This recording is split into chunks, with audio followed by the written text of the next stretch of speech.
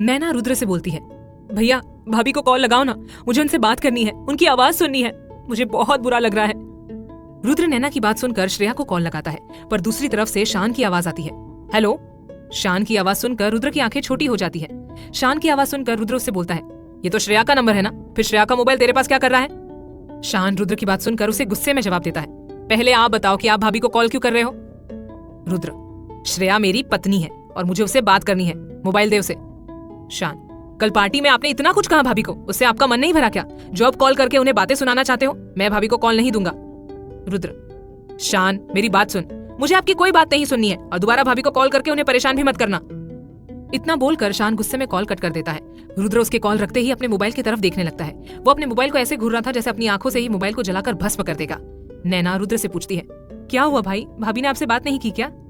रुद्र उसकी बात सुनकर नाराजगी के साथ बोलता है, ऐसा वो क्यों करेगी? मैंने तुझे बोला ना कि ये सब कुछ हम दोनों का ही प्लान का हिस्सा था। पर शान को तो सच्चाई पता ही नहीं है, वो श्रेया के साथ है और श्रेया का मोबाइल उसके पास था, इसलिए उसने मेरी बात नहीं करवाई श्रेया से। पर कोई बात नहीं, मैं अभी जा रहा हूँ श्रेया को लाने। नैना, भाई मैं भी चलती हूँ आपके साथ। नहीं, तुम यही रहो, मैं श्रेया को कुछ देर में ले आऊंगा। इतना बोलकर रुद्र घर से बाहर चला जाता है।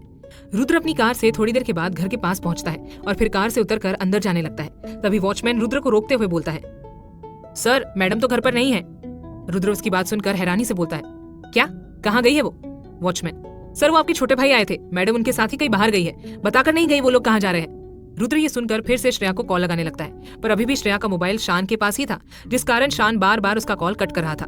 रुद्र ये देखकर गुस्से में बोलता है, शान के बच्चे, एक बार तू मुझे मिल जा, फिर देख मैं तेरी कैसी खातिरदारी करता हूँ। तू मेरी बात श्रेया से नहीं करवा रहा है ना? तू घर आ एक बार, फिर मैं तुझे बताऊंगा। और ये श्रेया, इसे क्या जरूरत थी शान को अपना मोबाइल देने की? रुद्र खुद में ही बड़बड़ाए जा रहा था। वही वॉचमैन उसे एक टक देखे जा रहा था। रुद्र फिर उसकी तरफ देखकर अपनी कार में बैठकर वहां से चला जाता है। 1 घंटे बाद रुद्र घर के अंदर आता है। तभी वो अंदर का नजारा देखकर हैरान हो जाता है, क्योंकि श्रेया घर वालों के साथ सोफे पर बैठी मुस्कुराकर सबसे बातें कर रही थी और नैना भी श्रेया के बगल में बैठी हुई थी। नैना ने श्रेया का हाथ पकड़ा हुआ था और श्रेया उसकी बातें सुनकर खिलखिलाकर हंस रही थी। रुद्र श्रेया की तरफ देखते हुए बोलता है, श्रेया तुम यहाँ? श्रेया उसकी आवाज सुनकर उसकी तरफ देखती है और बाकी सब भी रुद्र को देखते हैं। श्रेया फिर उठकर रुद्र के पास जाती है और फिर उसके गले से लग जाती है। रुद्र भी मुस्कुराकर उसे अपनी बाहों में भरते हुए बोलता है, जान तुम यहाँ कैसे? तुम्हें मालूम है मैं घर गया था, पर वॉचमैन ने बताया कि तुम शान के साथ कहीं बाहर गई हो। वहाँ मैं करीब 1 घंटे तक खड़ा रहा, पर जब तुम लोग नहीं आए तो मैं वापस घर आ गया। लेकिन तुम यहाँ? हाँ रुद्र जी, मैं तो आधे घंटे पहले ही आ गई थी। वो क्या है ना, मैंने शान जी को सब कुछ बता दिया।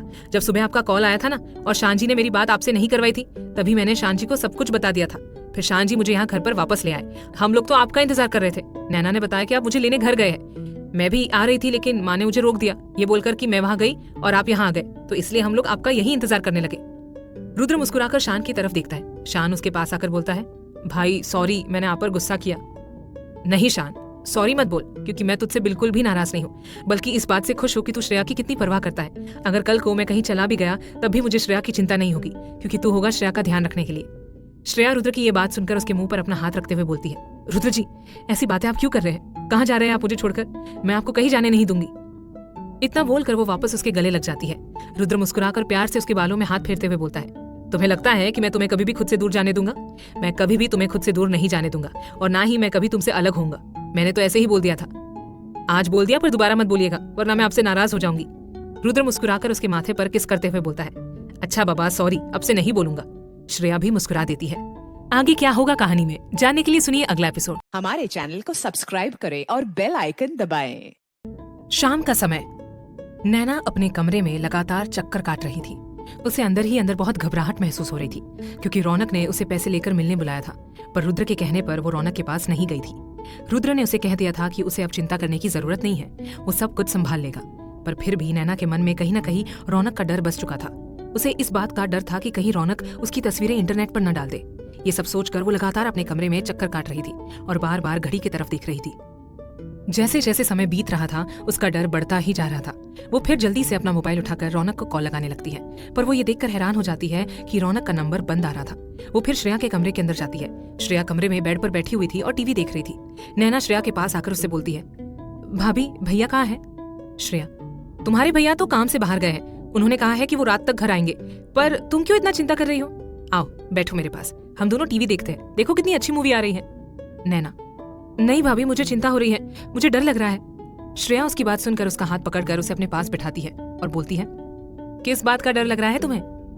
रौनक का डर, कहीं रौनक मेरी तस्वीरें इंटरनेट पर ना डाल दे।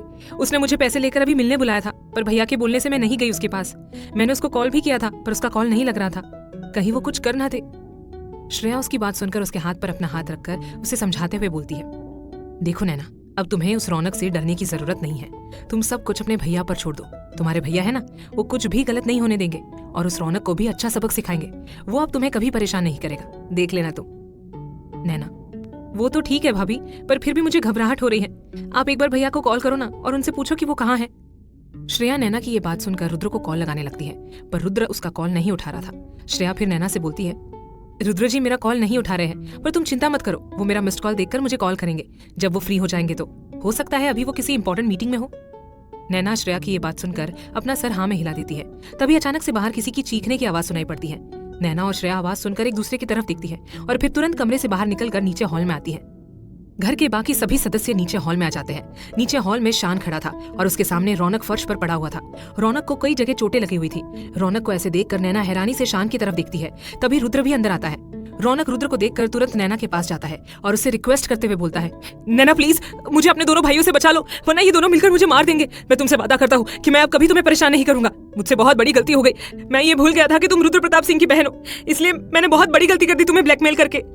फिर वो श्रेया के पास आकर उसका पैर पकड़कर बोलता है, भाभी मुझे माफ कर दीजिए प्लीज, अपने पति से मुझे बचा लीजिए। देखिए इन्होंने मेरी क्या हालत कर दी है। प्लीज मुझे यहाँ से जाने दीजिए। मैं अब कभी भी आप लोगों की लाइफ में दोबारा लौट कर नहीं आऊंगा। मुझे एक मौका दे दीजिए प्लीज। नैना रौनक की बात सुनकर गुस्से में बोलती है, तुम्हारे साथ जो हो रहा है ना वो बिल्कुल ठीक हो रहा है रौनक। तुम्हें तुम्हारे किए की सजा मिल रही है। मैंने तुमसे प्यार किया था, पर तुमने कभी मुझसे प्यार नहीं किया। तुम मेरे प्यार के लायक कभी थे ही नहीं। तुमने हर वक्त मेरा फायदा उठाने की कोशिश की और जब उससे भी मन नहीं भरा तो ब्लैकमेल करने पर उतर आए। अब बिल्कुल ठीक हो रहा है तुम्हारे साथ। तुम्हें जीने का कोई हक नहीं है। तुम्हें तो मर ही जाना चाहिए। रौनक नैना की बात सुनकर उसके सामने अपने हाथ जोड़कर बोलता है, नहीं नैना ऐसी बातें मत करो, प्लीज मुझे माफ कर दो। और प्यार तो मैंने भी तुमसे किया था, पर पैसों की लालच में आ गया था। प्लीज मुझे माफ कर दो, प्लीज मुझे एक मौका दे दो। नैना उसकी बात सुनकर उसके गाल पर एक जोरदार थप्पड़ मार देती है, जिस कारण रौनक फिर से जमीन पर गिर जाता है। उसे चोट तो पहले से ही लगी हुई थी और वो कमजोर भी हो चुका था, इसलिए वो नैना के थप्पड़ की मार से सीधा फर्श पर जाकर गिरता है। वो फिर अपने गाल पर हाथ रखकर हैरानी से नैना की तरफ देखने लगता है। कल तक जो लड़की उसके पीछे घूमती थी, आज उसने उस पर हाथ उठाया था। नैना अपने दांत पीसते हुए बोलती है, अपने मुंह से प्यार शब्द का नाम भी मत लो। तुम प्यार के काबिल हो ही नहीं, पर मैंने कभी तुमसे प्यार किया था, इस कारण मैं तुम्हें यहाँ से जाने दे रही हूँ। पर अगर दोबारा तुमने मुझे अपनी शक्ल दिखाई ना, तो मैं अपने भाइयों से बोलकर तुम्हें सीधा ऊपर पहुंचा दूंगी। रौनक उसकी बात सुनकर अपना सर हिलाकर बोलता है, हाँ मैं समझ गया, मैं कभी भी तुम्हारी लाइफ में वापस नहीं आऊंगा। और वो फोटो वो भी तुम्हारे भाइयों ने डिलीट कर दिए है। रुद्र फिर रौनक का कॉलर पकड़कर उसे उठाते हुए बोलता है, चल जा यहाँ से, दोबारा अपनी शक्ल कभी मत दिखाना। रौनक अपना सिर हिला देता है और तुरंत वहां से बाहर चला जाता है। आगे क्या होगा जानने के लिए सुनिए अगला एपिसोड। अगर आपको हमारी यह वीडियो पसंद आई हो तो हमारे चैनल को सब्सक्राइब करना ना भूलें। साथ ही वीडियो को लाइक और शेयर करके अपने दोस्तों तक जरूर पहुंचाइए। सुनते रहिए सुफियाना FM, कहानियां जो दिल छू जाएं।